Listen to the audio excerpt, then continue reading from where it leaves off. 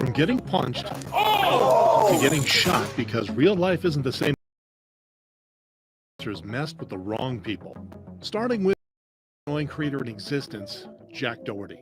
His daredevil stunts and pranks, some of which are illegal, have had the police being called on him various times. For the remainder of your time, you need to put your phone on. Personal. You're my cousin. Jack's behavior during his streams grew increasingly disturbing with his move to Los Angeles, eventually leading him to getting involved in serious situations with his fellow influencers. One such example was his altercation with Fousey. In August 2023, Jack was streaming live with Fousey and Neon when Fousey decided to throw water at Jack for calling him a beta male. Yo, you're a You didn't even have big money yet.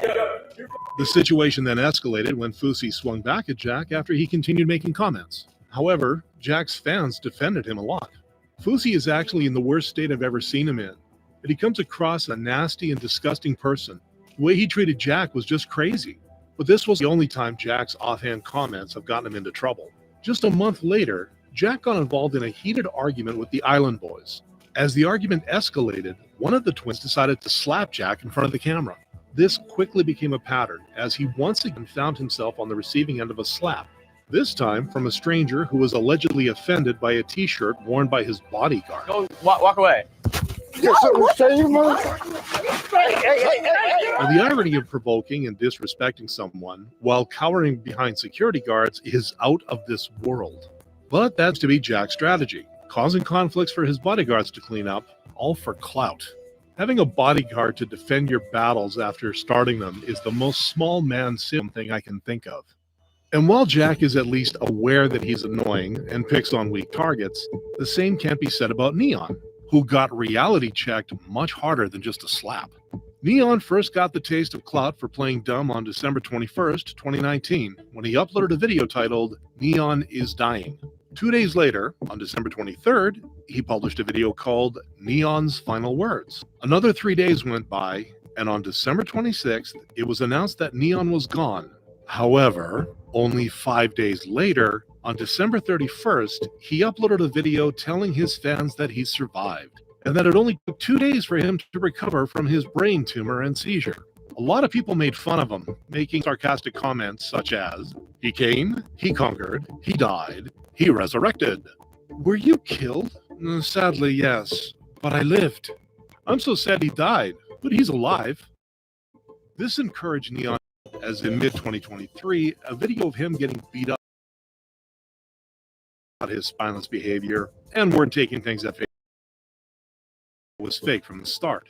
Bro, no one gets caught in the middle of a field and gets their short ripped, but their glasses stay on. His shirt not even dirty, and they in dirt. Now, it's possible no one ever told Neon about the boy who cried wolf. You know, if you intentionally disrespect the wrong person, they'll give you a reality check, and rightfully so. Neon. Oh, why did I say that?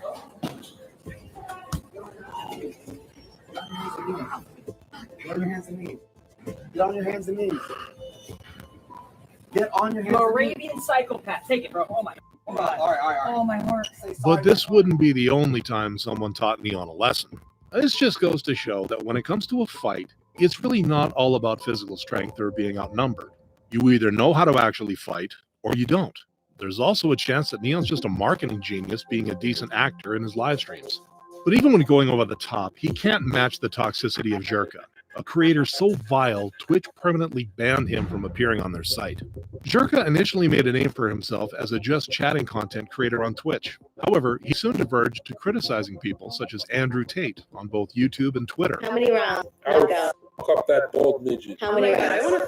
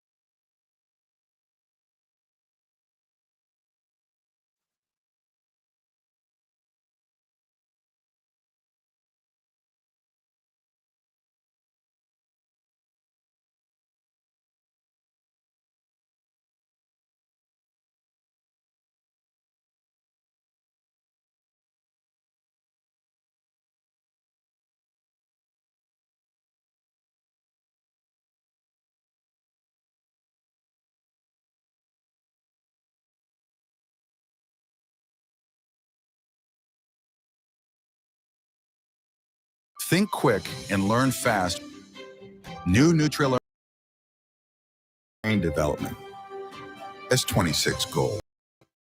Fancy feast, culinary inspired, cat adored, every sumptuous Nothing like reading some comments first thing in the morning. Oh, this one looks interesting. Food theory idea. How long could you survive in a locked supermarket just using the food in there? Huh, that one's really good. I'll have to think about it.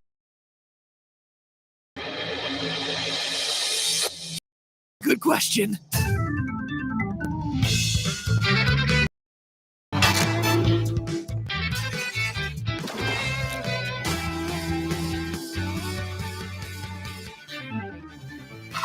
Hello, Internet. Welcome to Food Theory, the show you can still safely consume well past its expiration date. Theorists, I just want to start off by saying how much I love the theory ideas you submit, especially when they result in episodes like the one today. But, as you submit, answers like these are not easy to come by, friends. I mean, I originated pixel measurements. I have been finding numbers where numbers don't exist for a decade now. But grocery store survival may just be one of the trickiest challenges that I faced in the last 10 years of making YouTube videos. For one thing, we're dealing with a lot of food products here. See, each distinct product in a grocery store gets assigned an SKU, or stock keeping unit. The average grocery store has an SKU count of about 33,000. That is 33,000 different product offerings. And that's not even taking into account the multiples of each item that the store has in its inventory, which means that even an average-sized grocery store likely has hundreds of thousands of items on its shelves. But how long can those items actually sustain a human being? In order to answer that, we'll need to go a step beyond counting the number of items and actually quantify the amount of food in a grocery store. After all, not every item in a grocery store is edible, and those that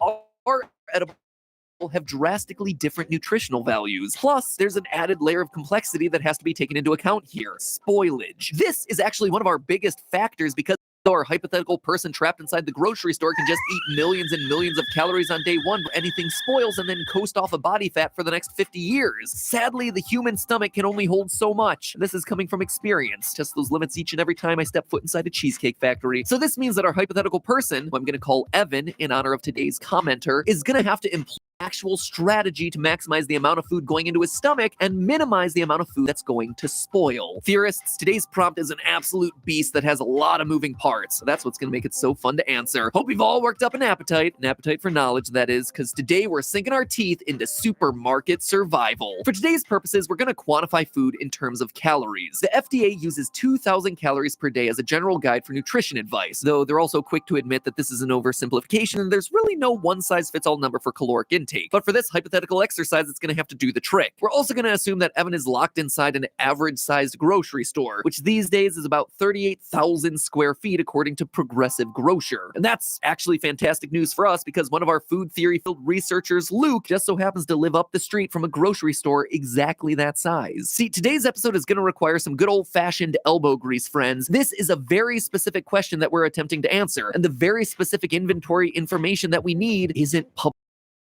In order to get that info, we have no choice but to count the calories of grocery store items manually. And if that sounds like a ridiculous amount of work, yes. But this is food theory, people. If we're not going to answer the question that one person was curious about in the comments, then who else will? Finally, we need to make a couple of assumptions about Evan's circumstances. We're going to actually assume that the power is out in Evan's post-apocalyptic survival scenario. That means no ovens, no refrigerators, and no freezers. We'll also assume that he has no running water. Why are we making things so hard on poor Evan? Well, because our answer becomes more useful that way. If we determine that Evan can live out his entire natural lifespan inside a worst-case scenario grocery store with no utilities, then we mean that he can also live a full lifespan inside a grocery store where water is easy to come by, and the shelf life of many foods can be extended using refrigeration. So, with all that housekeeping out of the way, the time has finally come to determine Evan's fate. How long is the maximum amount of time that one person can survive inside of a grocery store? Well, let's talk about that crucial first first day. Me, I see it playing out a little something like this. Disheveled, Evan stumbles into a strikingly average-sized grocery store, in this case called Stater Brothers, but it could be interchangeable for any around the US. He frantically locks the doors behind him. Outside, some super intense doomsday scenario is raging on. I'm thinking aliens, zombies, alien zombies, you know, the works. The only other person with a key to the store is also the person with a key to Evan's heart, his true love,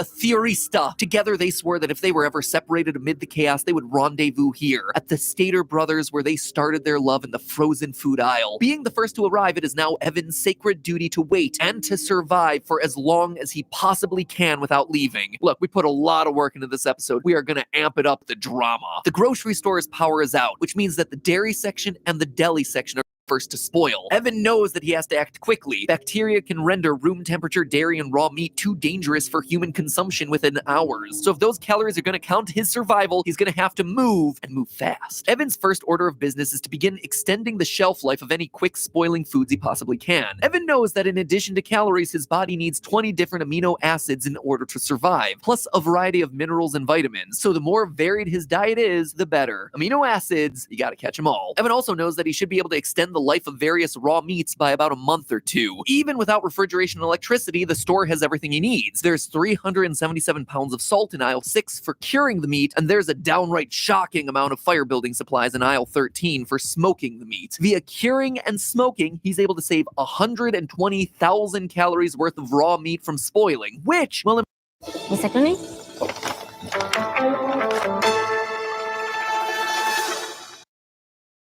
impressive, is a mere fraction of the 10.7 million meat-supplied calories that would be available to him in the section if things didn't spoil. But hey, extra time is extra time. By doing this all-important first step, Evan can ensure that red meat, poultry, and even seafood are a part of his diet for the first couple months of his grocery store stay. Plus, packaged deli meats like salami will last for a month or so unrefrigerated. The fire, which Evan built near an open window so the smoke can escape, continues to be useful even after the meat's been smoked. Evan is able to dehydrate fruits and veggies with some success over his primitive campfire setup. The dehydrated vegetables wind up with a shelf life of about 6 months, and the dehydrated fruits last up to a year. And perhaps best of all, the open window will allow Evan to collect rainwater from here to the rest of his stay once the bottled water runs out. So by spending his first days in the grocery store hard at work, Evan manages to secure a year's worth of calories out of food that would have otherwise spoiled in a matter of weeks. Way to go, Evan. Life handed you lemons and you made dehydrated lemons. Ever the overachiever, though, Evan goes on and makes his already varied diet even more varied by working baked goods from the bakery section into his meals. Thanks to Ziploc bags, he's able to get a few good weeks out of the cookies and breads before they mold over. He also takes full advantage of the vitamins in aisle 10. Since many of the vitamins begin to lose their potency after a couple of years, Evan knows that he might as well use them early and often to round out his diet. Finally, after 1 year and more than 730,000 calories consumed,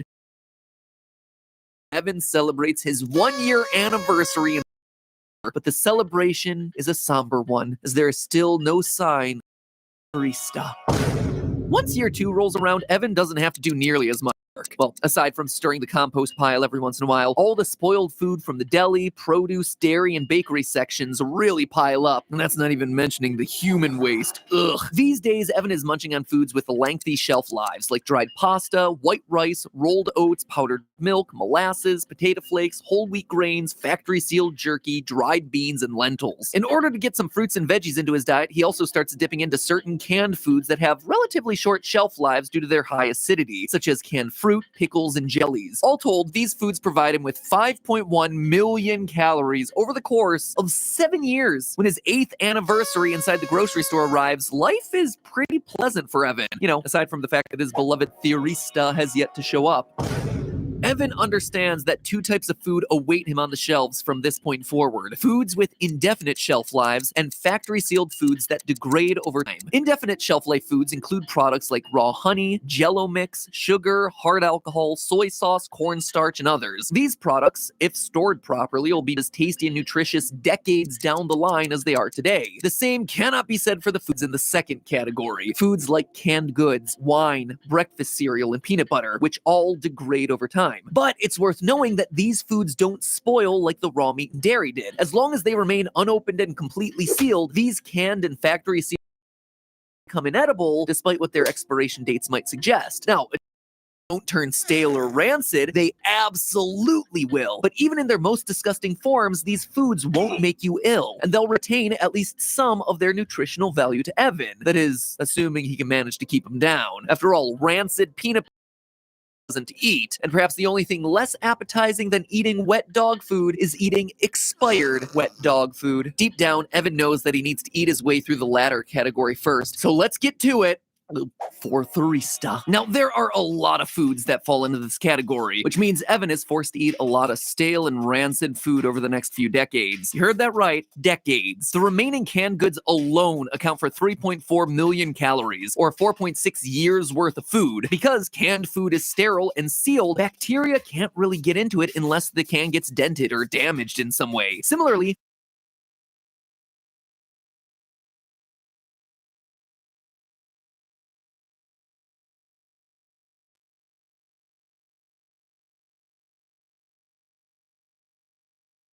factory-sealed products like cereal, cookies, crackers, and chips will go stale.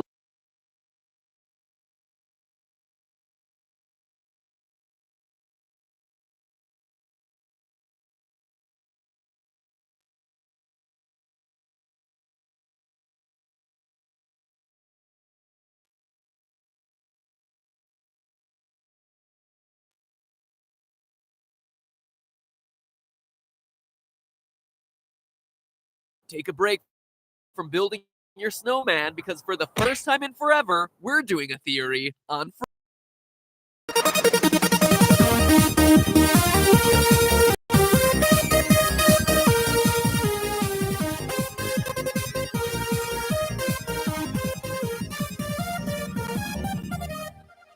Hello, Internet! Welcome to Film Theory. You know the Frozen lore you thought you knew? Well, prepare to let it go, because today's theory will change everything you thought you knew about the adorkable Anna and the incomparable Adele Dazeem. Now, Disney Animation has picked up a fun little habit in the last few years of dropping hidden Easter eggs throughout their movies, making it seem like some, or maybe even all of them, take place in a larger, connected universe. And with Frozen being the biggest animated moneymaker in, well, ever, they've connected Frozen with a whole bunch of other movies. There are plenty of theories floating around about The Little Mermaid and Tarzan, but the connection I'm most interested in today is between Frozen and Tangled. And before you run away thinking that you've heard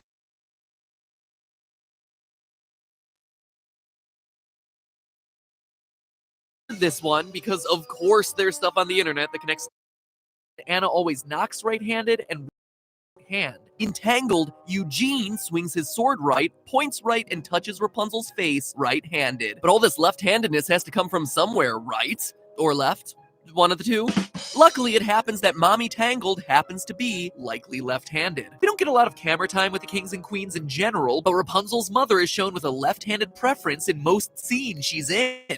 Holding Rapunzel left-handed, gesturing left-handed, and reaching out to touch Rapunzel left-handed after seeing her for the first time in 18 years. There isn't enough evidence on the Frozen side to say whether Ragnar and Iduna are left-handed or not, but we know the genetics line up for Tangled. And finally, we have hair. Honestly, none of these parents are likely to produce children with bright blonde hair like either Rapunzel or Elsa. But, as we learn in Tangled, Rapunzel's blonde hair comes from the magic her mother absorbed from a bright yellow flower. If in fact these two are twins, it would also explain Elsa's unusually vibrant blonde hair, which is surprisingly more plausible than the slim genetic chance Iduna and Agnar have of producing a toe-headed ice princess. So at this point, the location of the movie, timing of the movie, and biology of the movie also Rapunzel and Elsa being Disney's true first magical princess sisters. But what about the really exciting stuff? What about their actual magic? If these two are indeed twins like I'm saying they are, they should have the same powers, right? I don't know if you've seen these movies lately, but ice blasting, definitely not the same as old healing hair over here. Well, hang on to your anthropomorphic reindeer, because there's even more evidence to this theory.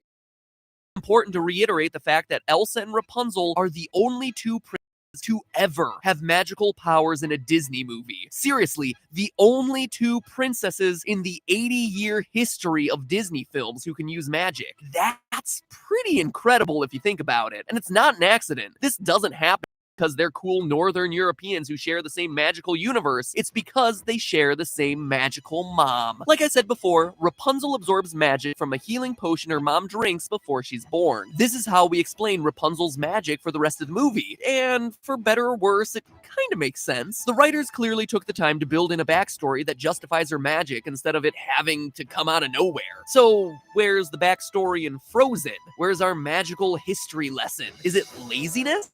Well, no. This is an animation team who bothered to draw in Snow White and Sleeping Beauty into Rapunzel's book collection. If they left something out, it's because there's another explanation. No one in the Frozen royal family has magic, or was ever exposed to it. These are the muggliest Disney characters out there. Even when the royal family takes Elsa to the rock trolls, Agnar can't answer right away whether Elsa was born with magic or cursed with it. Born with the powers or cursed?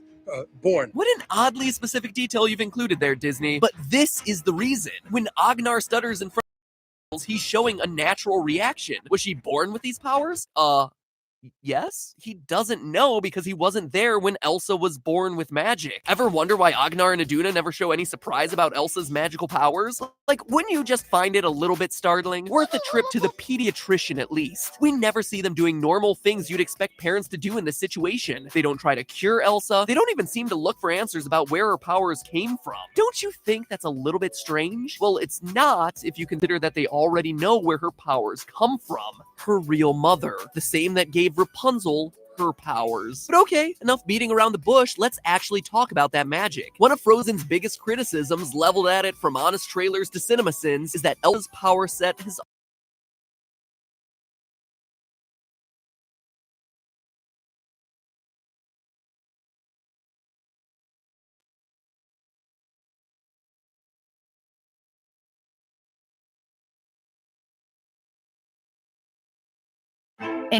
Skin Illusion full coverage for a perfect symbiosis with skin. 24-hour hold. Within the Pokemon community, there's a set of self-imposed rules you can add to the games to make them more challenging, called a Pokemon Nuzlocke. You can only catch the first Pokemon you run into per route. If a Pokemon faints, it dies, and you can't use it anymore. And you have to name your Pokemon to get more attached to them. That means if you aren't careful, you can technically lose a Pokemon game under those conditions. I've wanted to do a Nuzlocke for the longest time. I've started a couple in the past, but never actually got to finish any because busy. But today's the day that all changes. I decided to make a video on my first full attempt at a Pokemon Ruby Nuzlocke. Let's see how it went.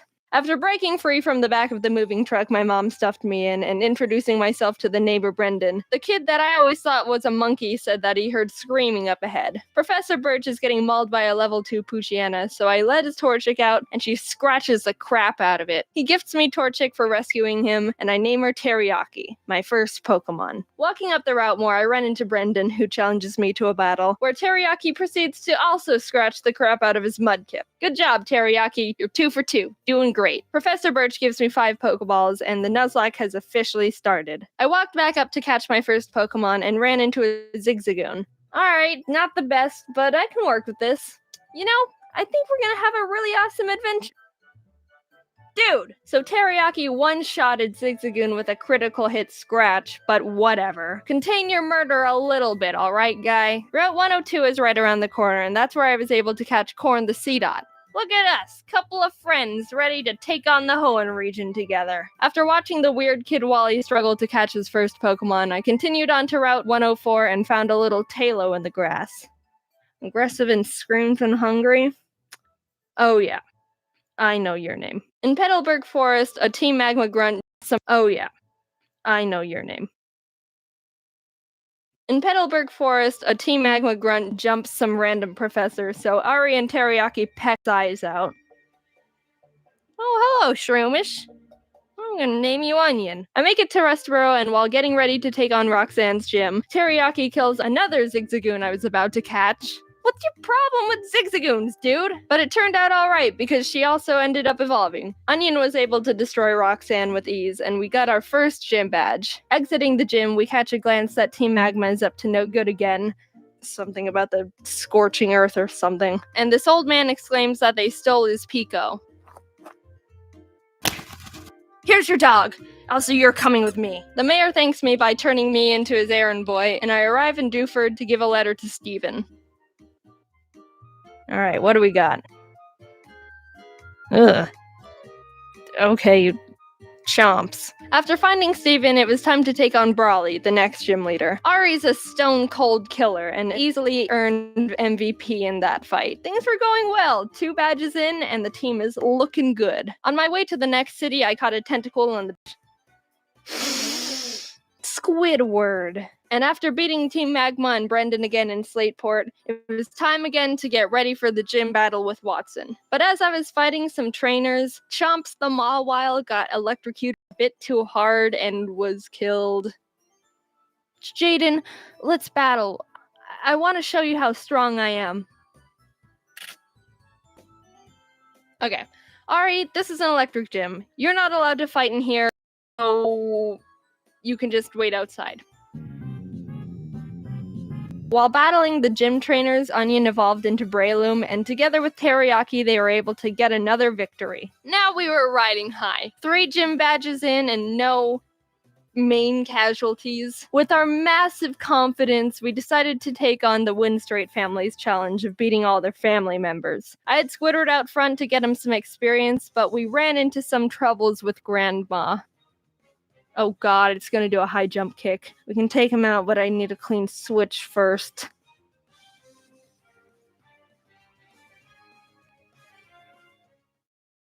So I had to sacrifice Hushchild the Whismer, but honestly that was the safest move to ensure no one else died. Goodbye, Hushchild. You might be missed. While we were heading to Fall Arbor, fighting some trainers, Ari evolved. Oh, look at my big bird. Oh, look at you. Yeah. We were almost to town, but we had to get through the sooty grass on 113. Oh, jeez. Alright, Barf, get in there with the rest of them. I walked into Meteor Falls to see Team Aqua and Team Magma arguing about water and rocks. Can I go? So get over here. They kept complaining and I had to go up the volcano they were blocking to fight Maxie, the Team Magma leader. That was a hard fight. Onion and Teriyaki were able to take out his Mightyena and Camerupt, but his Golbat hit hard. I ended up having to switch in Ari and double team up to win the battle. Not the most honorable of strategies, but it worked and we're moving on. On the way down the volcano, I ran into a mat shop. Oh, hello there, Chad. What? You're a female? Did I stutter? We arrived in Lava Ridge Town and started getting through Flannery's gym. During that time, Squidward was almost killed by a Fury swiping Kecleon. Fury's cheese. Oh my gosh, that does a lot of damage. Stop! But this weight and more. Honestly, with the team, there wasn't much I could have done. But Squidward came in clutch under our belt. Brendan met up with us outside the gym.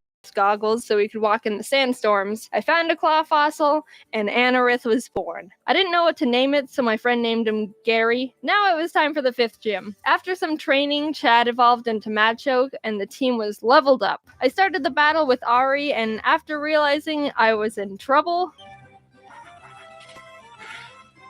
Yeah, that doesn't do a lot of damage. I managed to squeak by with more double teams. Ari was barely able to take out the first slacking, so when the second, stronger one came out, I knew I had to use a different strategy. I brought out Onion to leech seed it and try and get more chip damage in, which worked, but he was also killed by Slacking's facility, which I thought he could take. Chad was able to finish off the rest of the fight, but that was the first death that actually hurt.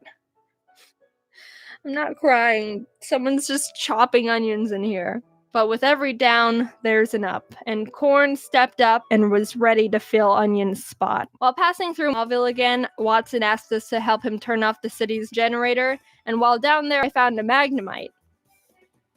You want to come with? Okay. We kept on our way, catching Spurky the Electrike. And while fighting some trainers, Corn survived 2 very close calls. He took a Swords Dance boosted Fury Cutter by Ninja and a misclick from me, which resulted in him tanking a wing attack from a Talo. No! Corn, no! Oh, dude, Corn, I'm so sorry. You're such a trooper.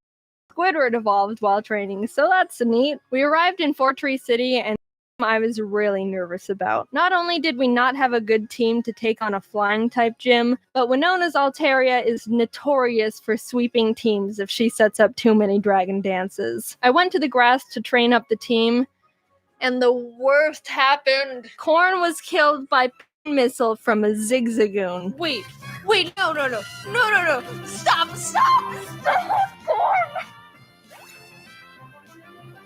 Corn! Corn!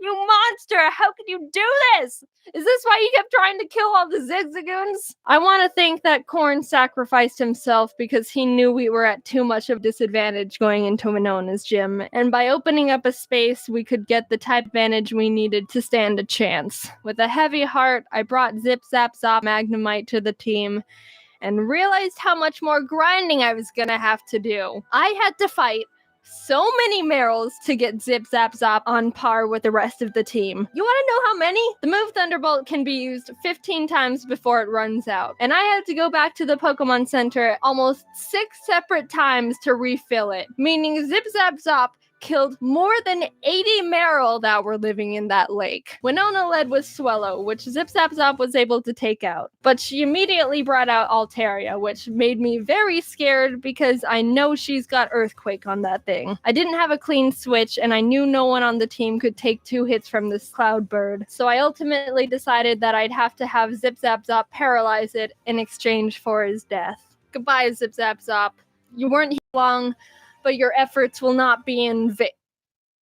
Oh my god! Somehow Zip Zap Zop lived the earthquake on 2 HP like a mad lad.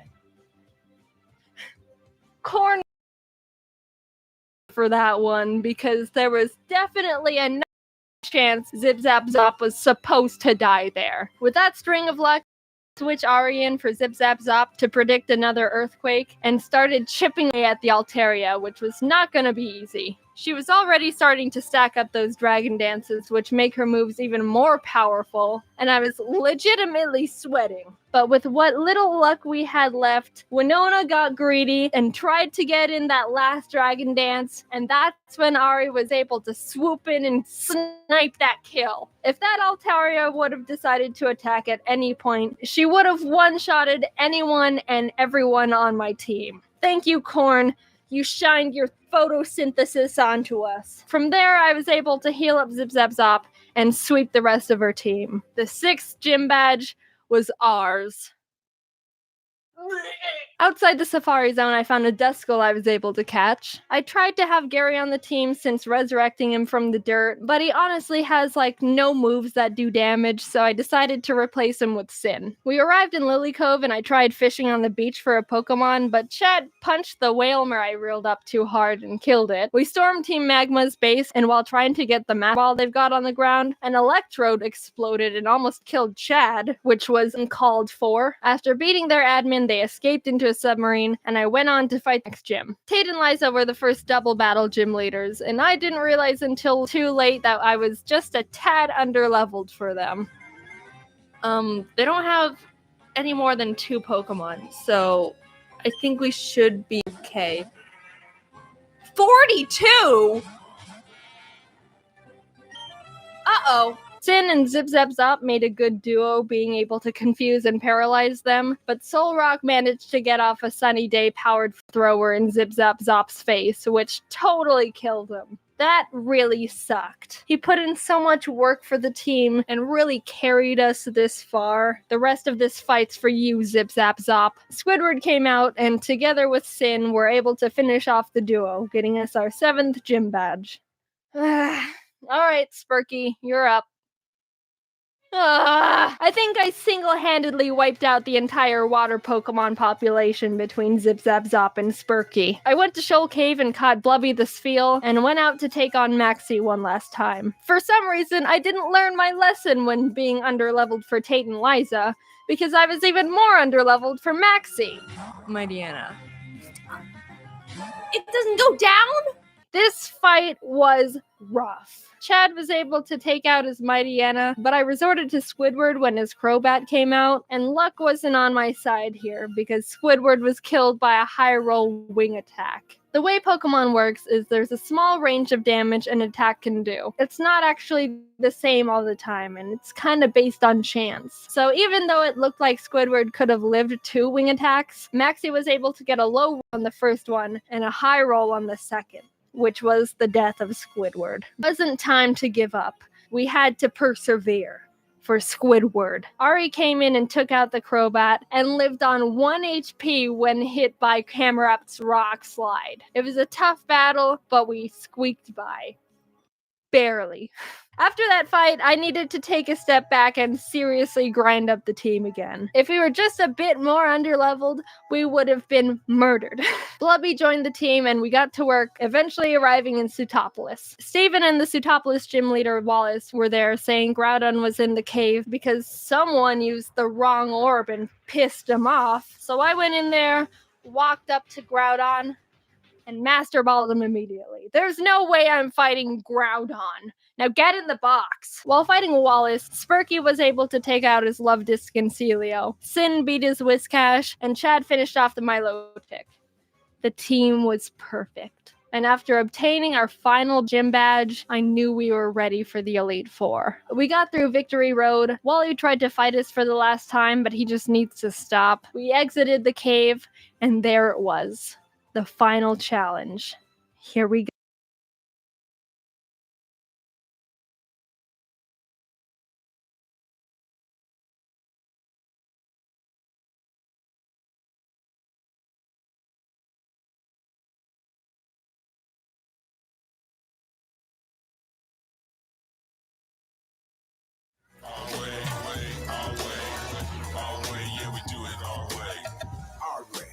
Nescafe, Singapore's #1 coffee brand. It's the coffee I choose every day. How about you?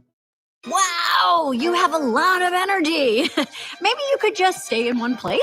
Anything. Just call my name and I'm here for you. Inside Out 2 took a new route from the original film, giving the story an antagonist for joy and the other core emotions. While it's true that every emotion has a purpose and reason for helping Riley, some can become harmful if they are allowed to dictate everything about her life. Which is what happened when anxiety overtook headquarters, causing Riley to lose her sense of self, allowing her to become overwhelmed with intense negative emotions and thoughts. By the film's end, anxiety's attempt to help Riley led to her questioning her self-worth, something she doesn't completely recover from as she builds a new sense of self influenced by all her emotions, good and bad, with Riley reaching a new understanding about herself. At the same time, on the cusp of starting high school, the stage has been set for a 3rd film in the franchise, following the next chapter of Riley's life. However, the possibility of a 3rd film leaves fans wondering if the next story will have an antagonist too. In today's video, we'll discuss who the next antagonist could be. Hello, everybody. Oh my gosh, I am just such a huge fan of yours, and now... Number 1, Gloom.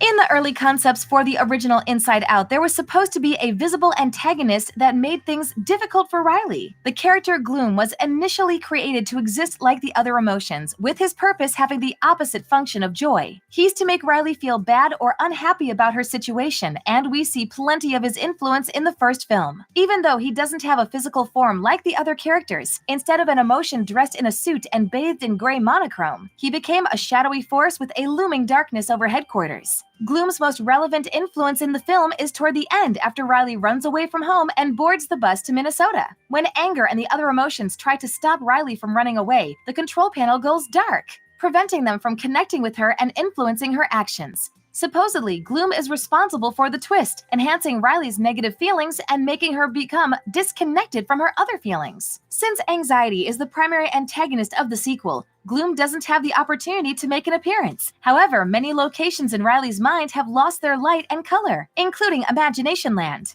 Gloom may have hidden in wait, slowly overtaking other areas in Riley's mind as the situation in headquarters becomes more precarious. He may have had his chance to strike if Joy hadn't saved Riley from her panic attack. If he appeared in the 3rd film, his character would have waited many years for the perfect moment to make himself known. Brilliant! I know it's brilliant. Do it. Nothing's working. What? Why isn't it working? Let me try. Hey, you broke it. Number 2, Envy. The new emotions introduced during Inside Out 2 supported Anxiety's plan, believing that Riley needed to change to befriend the Firehawks and make it through high school. However, Envy played a prominent role in the film, acting as Anxiety's right-hand man and confidant as they maneuvered Riley through her 3 days of hockey camp. Envy never doubted that Riley needed to change herself to make new friends and supported Anxiety's numerous plans, like recreating her sense of self, breaking into Coach Roberts' office, and giving her all in the last hockey game. Envy's cooperation likely stems from her feelings of jealousy and her desperation to be like others. She often compares herself to the other emotions, wishing she looked like disgust and that she made plans like anxiety. She enforces these same feelings on Riley, even though some are subtle. For example, Riley tries to seem cooler by guessing the type of music the Firehawks like, believing her answer could make her more likable. Envy also influences Riley to dye her hair, changing her appearance to fit in with the Firehawks, who represent their team with red streaks in their hair. While Riley should embrace her true self, everyone feels envious occasionally, especially teenagers and young adults who are still learning who they are. Now that Riley's in high school, Envy may find herself comparing Riley to her peers, leading into a story about self-acceptance and worth in the third film. Unfortunately, Riley's desire to become like her new friends and classmates may turn Envy into the film's antagonist. Oh, we should ask God lots of questions. People love talking about themselves. Number 3, anxiety.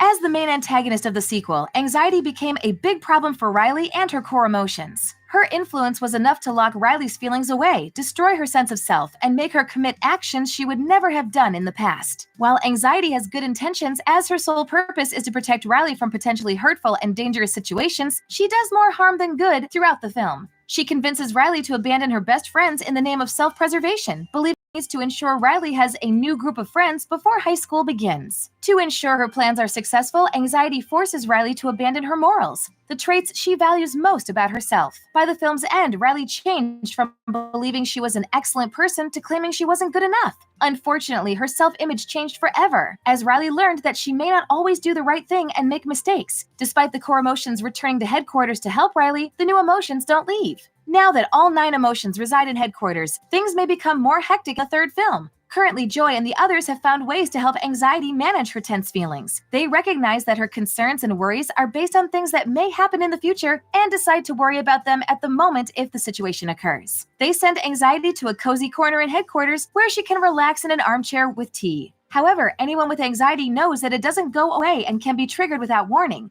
It's possible that another change in Riley's life could have anxiety reaching for the control panel. This is the moment we've been waiting for. Party time with Val and our future bestie. Think quick and learn.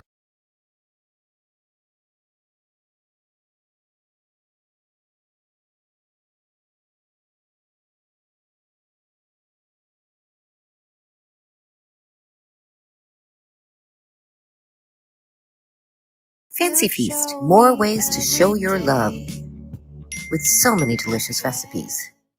Whenever you get this short, sharp kind of sensation, it could be sensitivity. It can get worse. The problem is not going to go away by itself. I always recommend Sensodyne, which is specially designed for sensitivity. It works. This is Ryan Trahan, sitting down to watch the Ryan Trahan movie. Ready for my premiere. And that's us. In complete disbelief, we're sitting down next to our favorite. Oh my gosh, it's starting now. Shut up.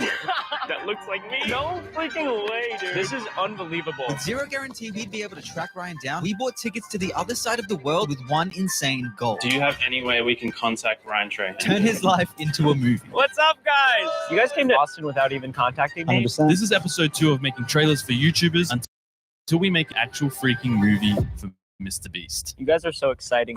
I feel like what y'all are doing is so cool. Would you be willing to get us a meeting with Mr. Beast? The story starts here, Sydney International Airport. We're about to miss a $3,000 flight that we only bought tickets for an hour ago. But this flight is not for Ryan Trahan. It was, however, the day that started it all. This was actually a few weeks earlier. Our first attempt to surprise a YouTuber with their own movie, Airac. He was throwing the world's largest pizza party and we woke up with the idea to hijack it and premiere his movie. He'd thank us later. But the crazy idea just came way too late. We missed the flight. Although we did get a pretty cool comment on the video, we knew we could take it a whole lot further. Our whole thing is like this time we don't want just a comment on the video. We want to actually like see their reaction. It'd be bonus points if we're there with them, but like at least a video reaction. For our next trailer, we decided we'd surprise our favorite YouTuber, Ryan Trahan. Alright, so we put out a TikTok saying, we're searching for Ryan Trahan. We've been looking for him for 3 weeks and he's nowhere to be found. So we aren't searching for the perfect person to play him in a movie. We got some pretty good suggestions. Do you care if they're in America? I think everyone wants to see us just go to America, make it happen. How are we going to see Ryan Trahan? I don't know. In the same trip to go shoot it, we'd have to edit it, post it, and try to find Ryan and show it to him. Everything Eric taught us is leading. This is Ryan Trahan, sitting down to watch the Ryan Trahan movie. And that's us. In complete disbelief, we're sitting down next to our favorite. Oh my god, right now. Shut up. That looks like me. No freaking way, dude. This is unbelievable. With zero guarantee we'd be able to track Ryan down, we bought tickets to the other side of the world with one insane goal. Do you have any way we can contact Ryan Trahan? Turn his life into a movie. What's up, guys? You guys came to Austin without even contacting me? 100%. This is episode 2 of making trailers for YouTubers until we make an actual freaking movie for Mr. Beast. You guys are so exciting. I feel like what y'all are doing is so cool. Would you be willing to get us a meeting with Mr. Beast? The story starts here, Sydney International Airport. We're about to miss a $3,000 flight that we only bought tickets for an hour ago. But this flight is not for Ryan Trahan. It was, however, the day that started it all. This was actually a few weeks earlier. We woke here, we missed the flight. With his very own movie. Regular Joes that look like maybe the audience can help us. Yeah. Doppelgangers. Regular Joes that look freakishly like celebrities. Recently, we started a search party to find a doppelganger for our favorite YouTuber. Ryan Trahan. Why? Because we're going to surprise him with his very own movie. Tag Ryan Trahan in the comments and share this video. Ryan, this is your premiere, so let us know if we're invited. Bro, we have 280,000 views. 280,000 views on TikTok, bro. It's actually like popping off. This next TikTok we're going to do, we're going to try and hit 1 million or something. Yeah, try and beat the last one. We found proof clones exist. We asked you guys to find us a clone of our favorite YouTuber, Ryan Trahan. Here's the clone that you found for us. Yo. Hey, how's it going? Good to meet you. So officially, you have the role. So just so you know. So this is Jake, a TikToker from Nebraska who got an overwhelming number of votes to be cast in the Ryan Trahan movie, and we thought he'd be perfect. So I started TikTok about a year ago. I started like getting, this dude looks like at Ryan Trahan. And I was just like, I kind of do, you know? If things go well, you should be paid in clout as well. Sure. Yeah. If we're going to film this in Texas where Ryan lives, we'd have to fly Jake interstate for the shoot, write the script before we leave, more on that later. And we also realized that we'd need camera gear. Besides lighting, what else do you need? This is Ryan. To avoid confusion, we'll call him Gear Ryan. We found him through a YouTube community we're a part of called Creator Now. He's a Texas local and he says he has a bunch of gear. And if we're going to travel across the world and leave our gear at home, we had to ask him this. Can we rely on you? Just so you know, like you can trust me. Let me go grab like a couple camera equipment. Yeah, please. Yes. Equipment. You're real. RS3, FX3, A73. It was time to let our new TikTok audience know we're all in. So here's the game plan. Phase 1, fly from Sydney to Austin, Texas, where Ryan lives. Phase 2, film the movie in his hometown with the doppelganger from our last video. Phase 3, hold an exclusive premiere for Ryan Trahan himself. We are at the airport. This has been probably the most stressful week of our lives. How much have we spent? Are we dropping the number? So it's 10,000 and like 100 or something. Are you serious? Yeah. We don't even know if we're going to see Ryan yet. We're not leaving Austin until we find Ryan Trahan. On the journey to Texas, we had an unfortunate 10-hour layover in Hawaii. It was terrible. Turns out Gear Ryan was also in Hawaii, so that was cool. Our next layover was 12 hours in the land where dreams come true, LA. We lost our luggage. It was raining, and it was also my birthday.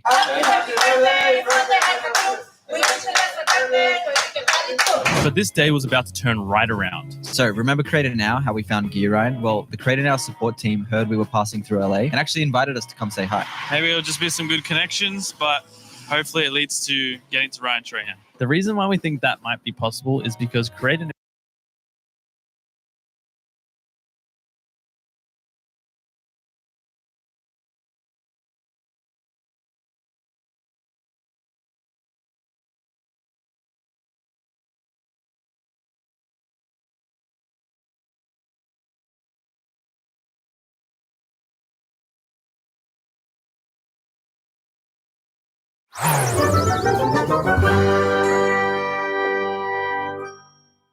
Okay boys, back to our pyramid formation. That's the way we can win. The black king has become too strong. Yes, the pyramid is complete. Knight, destroy the pyramid, kill that bishop he has to take with his pawn, and the pyramid is destroyed. Oh no, I am open to attacks. Yes, obviously you are. I have to castle fast. Go bishop, attack that lonely pawn. You gonna save your pawn, or make space for you to castle? I am gonna save my pawn. And now, I am gonna castle. But which side should I do? Damn it, I will think about later. Go bishop. I think the long castle will be better for me, because, in the right side, a pawn has already moved forward, and since he just moved that pawn, his bishop can come out and attack me, so the long side is the best option. So let's start with you, queen. Make some space for me. Yes, darling. Oh no, he is targeting that undefended horsey. Since I moved that pawn, he is no longer protecting him, and queen was protecting him earlier too. I just made him fall in danger. How could I do this? Chill, my king. I am protecting the horsey. Phew, because of that pawn, the attack is now halted, but my horsey needs more protection. Horsey, come here and save your brother. Sure thing, my lord. Why is he only advancing his pawns? I have to play carefully. Oh no, I understand his plans. He moved the rook here. Now he will try to clear the center and my queen will be pinned. I got a castle now. Their pawn tactics was awesome, but I need to use my rook too. If I move this pawn, he will take and then rook will take the pawn. If he doesn't take, then the pawn will kill him, and after that any pawn will kill him and the rook will kill the bishop. Yes. You are ruining my protection pawns. Now take this. Queen has nowhere to go. She is blocked by her own pieces, and if she kills the pawn, my bishop will kill her. She has nowhere to go, nowhere to run. It's time for her to die. Holy sh*, my queen is in a big trouble. Looks like there is no way to save her this time. Goodbye, queen. No, don't goodbye me. There's a way you can still win this. How? You can take that pawn with our pawn. He will be in check, so he has to move. But he won't be able to kill our pawn because our bishop is protecting him. After that, I will kill the rook. She will kill me, but after I die, make that pawn a queen at any cost. You have to win this. I'll never forget you. Go rook, kill that bishop, give an extra protection to that pawn. I am gonna have a second queen after I kill this pawn, so kill him. I'd rather attack your queen. Run, queen, save your soul, because if you kill me, you will die at the hand of our horsey. Attack her bishop. What are you doing, king? He doesn't have any protection. I am deflecting the queen. If she kills the bishop, rook will go and check him. Only square for him to go is there, and after that the pawn will reborn as my queen. All I want is the queen to stop protecting that square. Nice plan, but I heard it all. I am not killing your bishop. Mission failed. Kill him, pawn. You can kill him now. Come on, kill me, any one of you. Great move, horsey. On the next move, you can fork them. So the queen has to move now. But horsey, you don't have any protection, do you? Oh Check. And on the next move, your rook is gone. Oh shit, I am gonna lose. Don't worry, king. I am still alive, and the bishop is still protecting the pawn. Now if I make the queen will take him, and I have to take her with the rook and the king will take the rook. He will lose a queen, I will lose a rook and a queen. I have to make the king go away first. Rook, check him there, he can't kill you because the pawn is protecting you. But now I am in danger. I got your back. Do something, queen, we are losing. Let me go and check him. Killing this pawn does nothing. Go move forward, pawn. Reborn as a queen. Yes, I am. You can kill her now, rook. I am coming, pawns. Help me. Run, rook. Did anything, rook. You have trapped their rook and knight.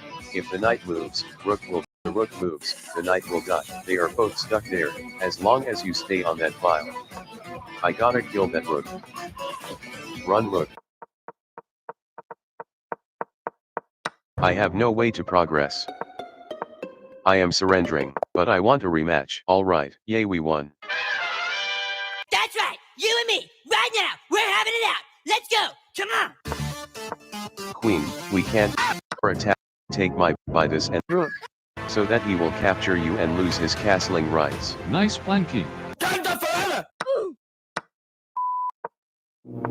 That queen is coming closer. Bishop, go develop yourself. I got a castle fast. Ha ha ha. Damn it, horsey gone. I am in check and I can't castle. No queen, what are you doing? I am blocking this check. Go castle and save yourself. No. I got him, king. Go now, king. What about this pawn? He will kill it. Shut the f up and go castle, you son of a bitch. Jeez, okay. Alright, the knight is now forking the rook and pawn. I got a plan. His all pieces are stuck inside, so if I move the rook in this file, then his king can't move, but he will think that I am attacking his horsey. Why didn't he move the knight? I gotta take the control of this file. Go kill him, rook. Now I have the control of this file. All I need to do is check him with the horsey, so I to put the horsey in that square. Damn it, the knight is protecting that square, the bishop is protecting that square. If I put the knight there, then it won't be checkmate. I have to deflect those two pieces. We are here for that. Run. Moshi Moshi. Wait, it isn't checkmate, the king can just run there. Now it's checkmate. Epic comeback ever.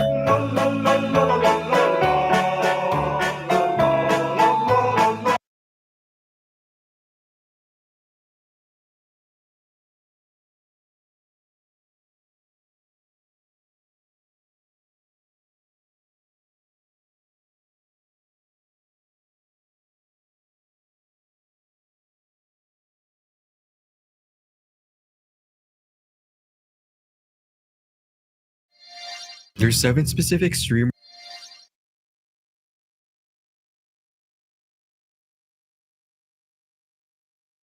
There's 7 specific streamers who perfectly embody the 7 deadly sins. However, if we flip these upside down, we'll find another set of streamers who represent the exact opposite. The 7 heavenly virtues. My name is Ryan, and we'll be comparing the streamers who embody the 7 deadly sins and their corresponding heavenly virtues, starting with gluttony versus temperance. Most people associate the sin of gluttony with eating copious amounts of food for pleasure, but it also represents overindulgence in anything such as alcohol, money, or even online clout. No other streamer best represents gluttony than Aiden Ross, with his alcohol consumption and unsavory acts with models on stream. Aiden is constantly in pursuit for pleasure. On the flip side, Nick830 is a living embodiment of temperance, which is described as emotional restraint or self-control. Both are massively successful streamers, yet their behavior can't be any different. On most days, Aiden is either high on drunk with alcohol,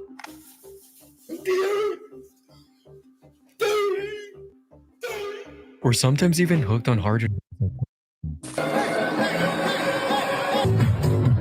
After meeting Andrew Tate in December of 2022 and getting inspired by his discipline, Aiden promised to turn his life around and abandon his unhealthy lifestyle. Because just a couple months prior to meeting him, Aiden genuinely felt lost in the world of streaming, so much so that he contemplated abandoning his career altogether. But Tate became Aiden's reason to keep pushing on, gradually progressing into a mentor figure for him. I love you. I mean, I love you. I love him, bro. I love him with all my heart. I missed you. You got bigger and you got stronger and also sexier. Everyone thought this was finally the time Aiden would change his ways. Unfortunately, this mindset only lasted a short while, and Aiden regressed back to his old habits of drinking. This was a massive disappointment to all of his fans who wanted to see Aiden live a better life. Aiden never fails to disappoint. Aiden is the best example of what you don't want to be in life. He's perfect for that. It's good that he exists so he can be set up as an example to show kids what you're not supposed to be in life. Even Andrew Tate himself called out Aiden on his lack of determination during a joint live stream. I think you hold the record for making the most stupid life choice I have, me personally, Top G, ever been witness to hearing. Ever. Wait. Nobody on earth, nobody has told me a more stupid decision. I decided to stop going to the gym so I could focus on consuming. You are an idiot, Aiden.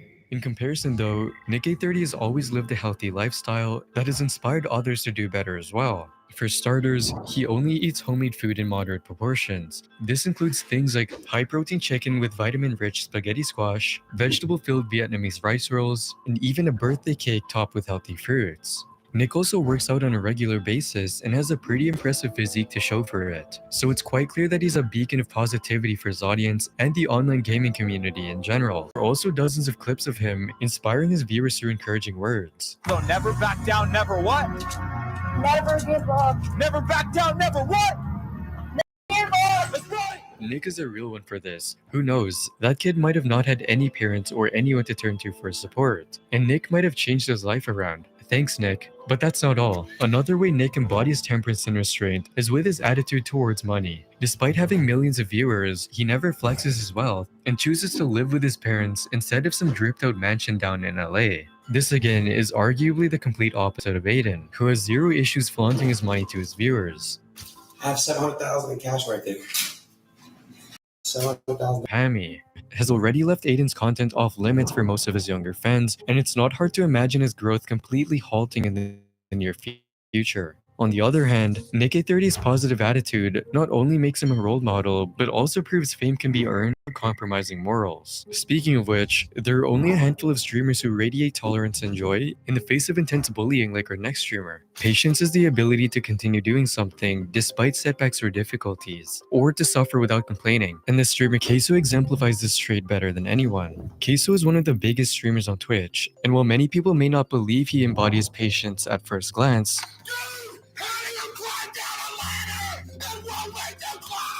there's a reason for that. He's an overweight guy, and his chat is constantly making fun of his weight on every opportunity. What do you mean bro's built like a 1x1 Lego piece? What even is a 1x1 Lego piece? Yep, you're banned. Have a good night. Imagine being the biggest living creature on the earth. You don't have to imagine it, sadly. Yeah, you're banned. This often takes him off, resulting in him expressing anger and quote banning the person who made the joke. But that's just it. It's all just a play, an act. Everything from his loud voice to animated expressions are all a part of his streaming persona. This was perfectly explained by his viewers when someone asked in Queso's subreddit reading, "Does Queso actually ban people when he says it?" To which someone replied, "No, it's just a joke, lol." Another comment further clarified the situation. He only bans people when they say racist, sexist, or really offensive things, or when they straight up become a problem. Most of it is just for laughs. So despite being provoked by his chat so often and enduring constant fat shaming, he remains patient and lets his audience have their fun. Sure, he acts as though he's actually angry, but it's clear this show of anger is just to keep things entertaining. However, this behavior is in stark contrast with FuzzyTube, a popular YouTuber and streamer whose career suffered from his intense anger issues. Fuzzy is one of the OGs of online content creation, who is known for his once popular public prank and social experiment videos. However, as the popularity of such content diminished, so did his mental stability. In 2017, he decided to take a year-long break and, upon returning, announced a fan meetup event that, in his own words, would rival Coachella. Unfortunately, this event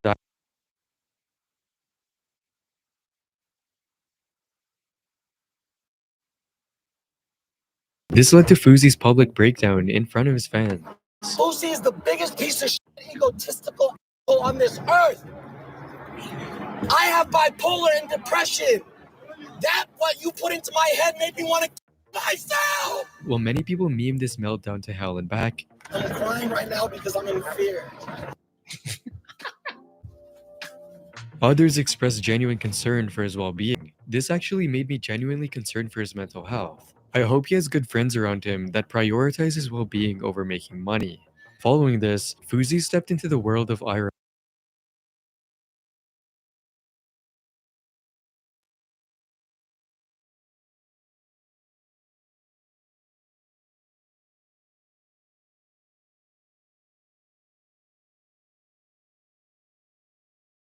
All right, welcome back. We've got another round of Pokemon game show going on. We've got two of the returning champions last video and two new guests to enjoy the wacky questions. I maintain that I was robbed. We've got Jacob, we've got Giwi, we've got Smith, and we got Ouija. The first one was great. I can't wait to win this time. Yay! Question 1. Name a Pokemon I hate. And you also have to name why I hate it. Oh, what's like the opposite of everything that like encompasses Blaziken?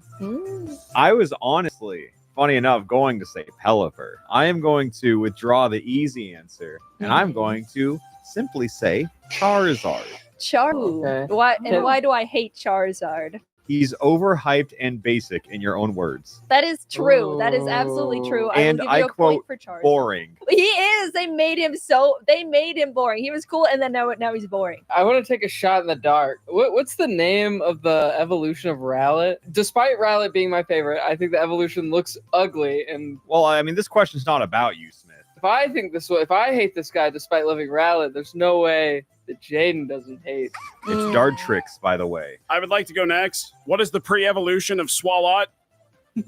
Gulpin? Boom! Gulpin what? Haha, I'm funny. You don't see this 1,000 times per day. Kate, you are not going to win this because you got me with a Gulpin joke? Gulpin is the answer because of exactly that. I was giving a real-world example. Okay, I thought you were gonna Slugma these nuts for me, like round 1. Oh, damn it, I should have used Slugma. I can't imagine you liking this Pokemon. I just can't imagine you, Jada, being like, oh my god, no, he's so nice, leave him alone, right? Like, I think a lot of them will get the pity save from you. You know, you have a big heart. I don't think that you have any love in your heart for Nosepass. Ooh. Any forms.